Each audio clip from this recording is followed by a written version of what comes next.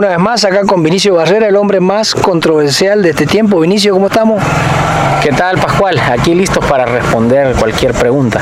¿Qué te parece si hablamos un poquito de nuevo pacto, viejo pacto, circuncisión e incircuncisión, para aclarar un poquito estos conceptos que se han manipulado mucho a través del tiempo?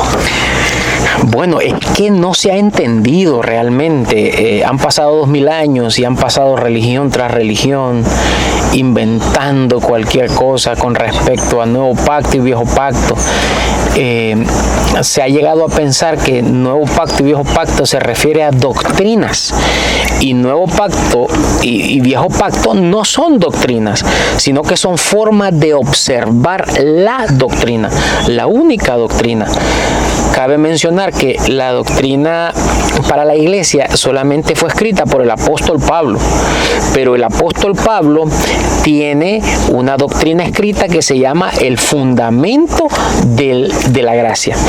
Ese fundamento puede ser visto de dos formas: como viejo pacto o como nuevo pacto, que también es sinónimo de ese fundamento escrito en sus epístolas. Puede verse como judío o puede verse como gentil, que también es sinónimo, aparte de verlo como viejo pacto, nuevo pacto, como judío o como gentil, también se puede ver en la letra o en el espíritu. Entonces lo que hay que entender es qué significa viejo pacto y nuevo pacto. El viejo pacto era la forma judaizada de ver el fundamento escrito. Al ver el fundamento escrito por Pablo con una mente judía, lo que estamos viendo es la letra, porque esa es la manera de ver el pacto de la gracia conforme al viejo pacto. Que en cierto modo, discúlpame, es lo que hacen las iglesias. Todas alrededor del mundo están en el viejo pacto. Sin ser judíos. Correcto, sin ser judíos, pero están judaizados. Porque, ¿cómo decirlo? Viejo pacto y nuevo pacto es la forma natural o la forma celestial de ver el evangelio.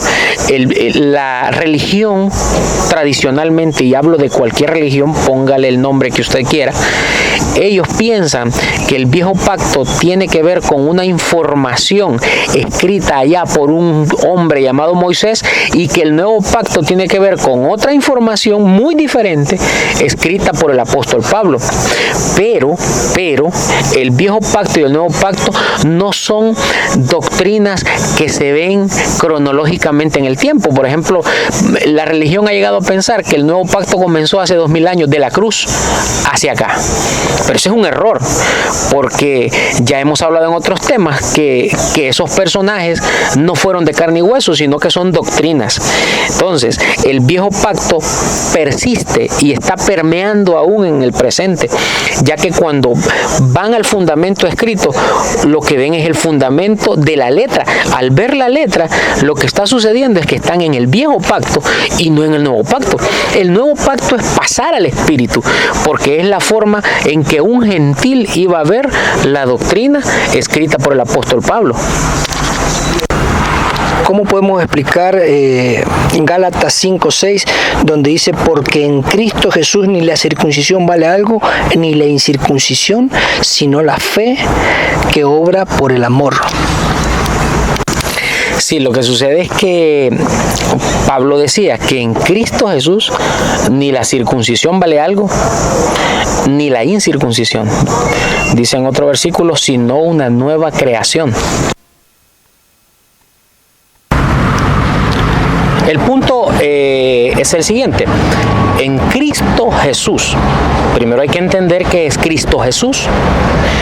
Cristo Jesús es el régimen del Espíritu. Entonces Pablo dice, en Cristo Jesús, en el régimen del Espíritu, no vale si tenemos una mente judía o si tenemos una mente gentil. Es decir, no vale ni la circuncisión ni la incircuncisión, porque lo único que cuenta es una nueva creación.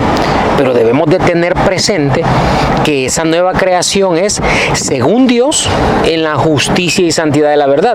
De tal manera que cuando el apóstol dice que en Cristo Jesús no vale la circuncisión, cuando está separada de la incircuncisión, por causa de que la circuncisión por sí sola y la incircuncisión por sí sola no son la reconciliación en sí.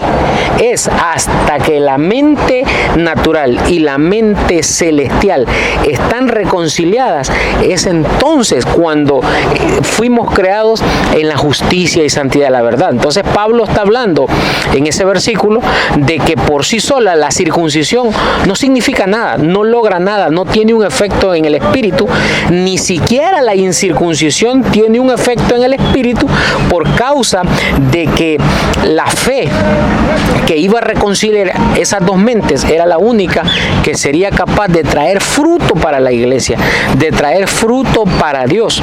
Por eso Pablo decía: transformaos por medio de la renovación de vuestro entendimiento. Pero ese entendimiento conlleva a la mente natural y a la mente celestial. Entonces, en Cristo Jesús, en la verdadera explicación del Espíritu, no vale si solamente usamos una mente.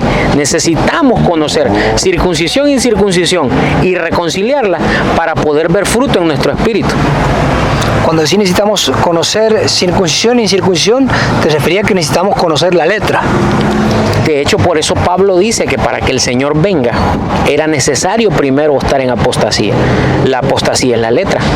Si yo no conozco la apostasía, entonces no se manifiesta en mí la venida del Señor. Esa es la circuncisión. Si yo no conozco la circuncisión, entonces no viene la incircuncisión.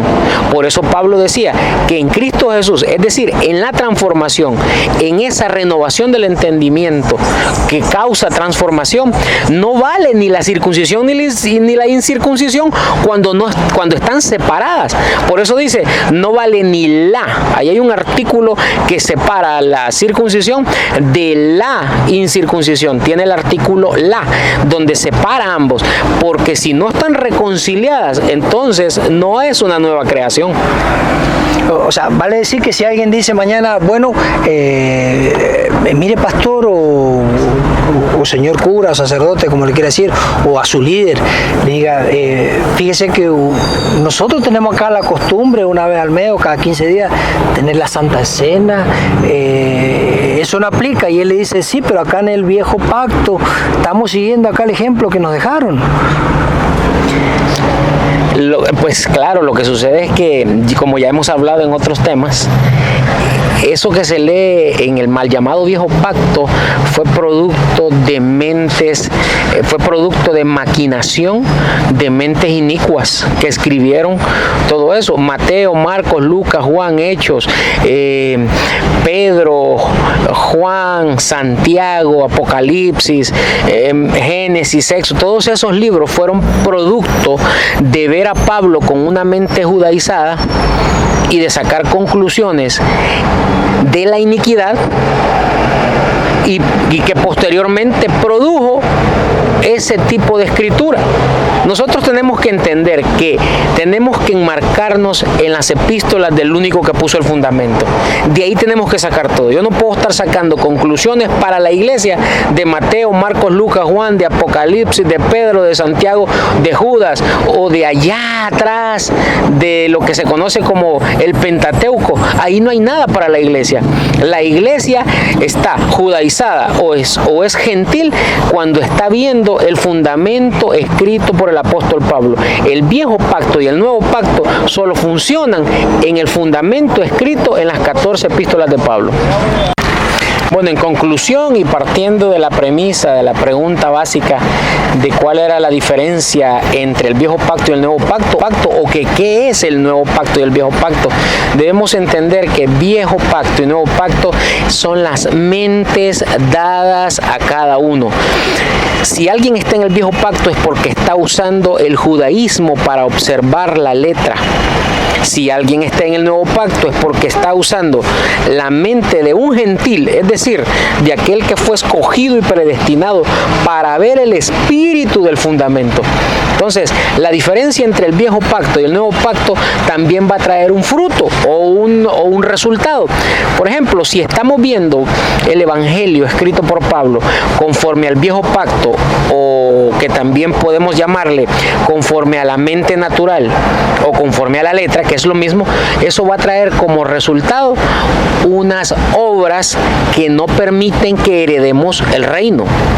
Mientras que si estamos viendo ese fundamento escrito por medio de una mente gentil, es decir, por medio del hombre celestial, que es el Espíritu, traeremos como resultado un fruto para el Espíritu que sí permite que haya edificación. Entonces, en conclusión, viejo pacto y nuevo pacto no son doctrinas, son mentes, son mentalidades que sirven para observar el evangelio escrito por el apóstol Pablo.